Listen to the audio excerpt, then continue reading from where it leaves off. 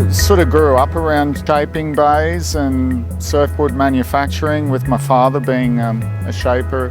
He originally started in the late 60s at Keogh with Bob Tavish and all the boys. He was sort of mates with Ted Spencer and Batty Trelaw, and had me, moved up to Sydney. So yeah, I was sort of on weekends like riding my skateboard around Burfords while Dad was shaping, and on the planer, you know, on the weekends and stuff. I didn't really like the look of it when I was a kid. It looked dirty, dusty and sweaty, and but I had a few goes when I was a kid, and then I ended up doing 20 or so boards in my teens, just for me and my mates, just muck around on, got them glassed up. Moved into graphic design, and then was working really intensely with boards, different boards, completely different boards in the 90s and early 2000s to everyone else was on. And I just spent a real lot of time chatting to Dad about design and what elements work, but I watched him shape God knows how many hours. Like, I really did watch him a lot. The boards were probably more simple then, but he was really quick, and he would call himself a rough kind of shaper, you know. You know, some people might go the extra length to finish them off a bit cleaner, but then you're taking out some of those bits of the foam that make it a little bit too thin. So they're just like, nah, that's how I want it, scratches and all, that's it, you know.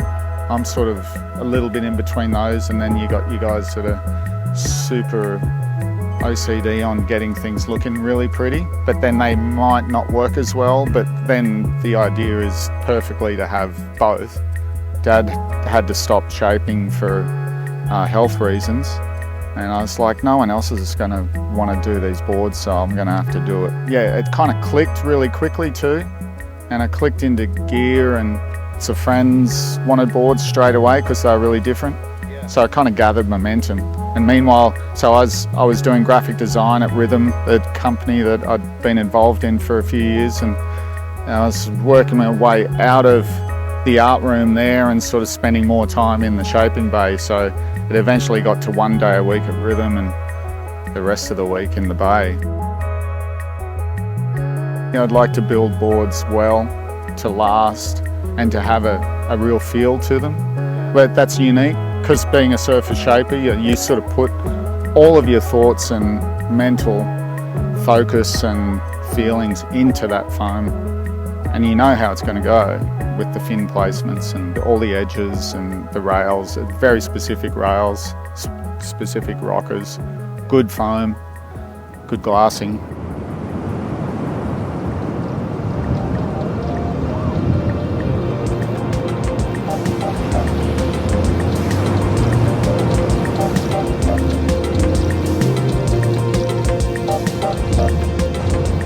Because I'm looking at boards all the time, I can see a hand-shaped board, and they might be, I don't even know what it is, but it's like, it's just shining at me a little bit sparklier and a little bit more solid with a bit more oomph in there.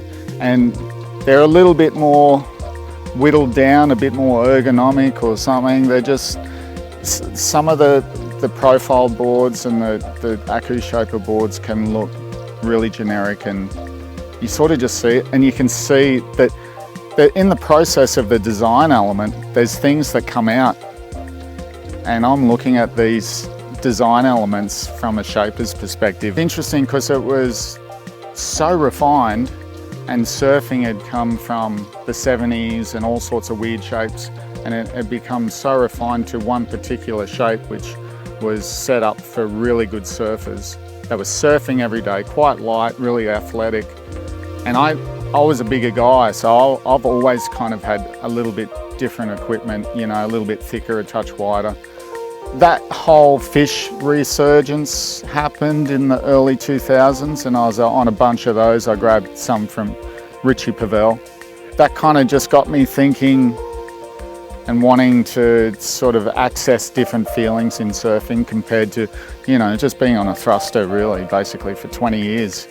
Just wanted to work with twin fins, quads, single fins, 2+1s, just get a real plethora of feelings going.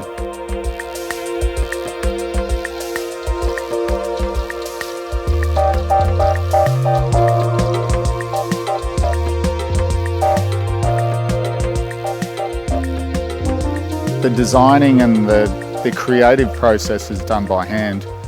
And there's all these other little extra things that come into it when you do it by hand.